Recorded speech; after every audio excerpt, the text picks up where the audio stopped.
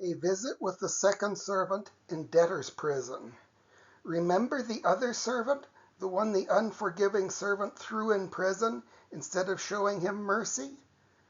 I thought so. Most people don't. I know nearly everyone thinks this story is only about the relationship between the Lord and the unforgiving servant. That's why it is usually called the parable of the unforgiving servant, even though Jesus did not give it this or any other title. I've even seen it taught and heard it preached that this parable teaches that when I refuse to forgive someone, I hurt only myself, not the person I'm not forgiving. But that's not what the parable teaches at all. The parable tells us the stories of two of the Lord's servants.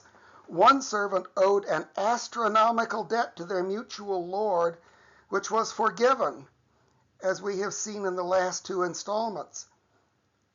The second servant owed a much smaller debt to the first unforgiving servant. But we are not told that the second servant's debt was ever forgiven. Indeed, all that we are directly told about the second servant is found in the 3 verses immediately after the Lord forgave the first servant his huge debt. But that servant went out and found one of his fellow servants who owed him 100 denarii, and he grabbed him and took him by the throat, saying, "Pay me what you owe." So his fellow servant fell down at his feet and begged him, saying, "Have patience with me, and I will repay you." He would not, but went and cast him into prison until he should pay back that which was due. And that's exactly where the story leaves this unfortunate servant, languishing in a debtor's prison until he found some way to pay the forgiven, but alas unforgiving, servant the full amount of his debt to him. The rest of the story involves other people doing things about the unforgiving servant's injustice to the second servant. Unfortunately, none of these things was able to effect the second servant's release from prison.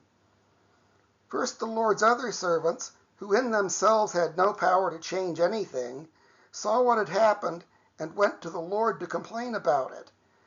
So when his fellow servants saw what was done, they were exceedingly sorry and came and told their Lord all that was done.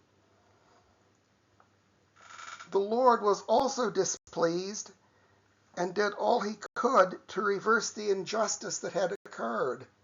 Then his Lord called him in and said to him, "You wicked servant, I forgave you all that debt because you begged me. Shouldn't you also have had mercy on your fellow servant, even as I had mercy on you?" His Lord was angry and delivered him to the tormentors until he should pay all that was due to him.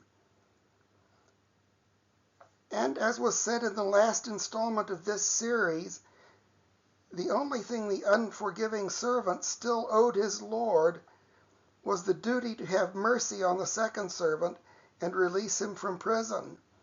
This would permit the second servant to resume profitable service to the Lord. But wait, couldn't the Lord have simply forgiven the second servant's debt and released him from prison on his own authority? No, he could not do this for the exact same reason that I can't forgive your mortgage. I'm not your bank. I don't own your mortgage. And the Lord didn't own the second servant's debt to the unforgiving servant either, so the Lord could not forgive that debt. Until the unforgiving servant himself forgave the second servant's debt, he had a legal right to have his debtor imprisoned, and even their mutual Lord couldn't directly interfere with his exercise of this right. Recall what was said in a previous installment. Because God created us with free wills, forcing a person to reconcile with another person or with God is one of the things God cannot do. So the Lord did all he could do. He convicted the unforgiving servant of being evil because he would not extend his fellow servant the same mercy the Lord had shown him, then made his life hard until such time as he showed mercy to his fellow servant.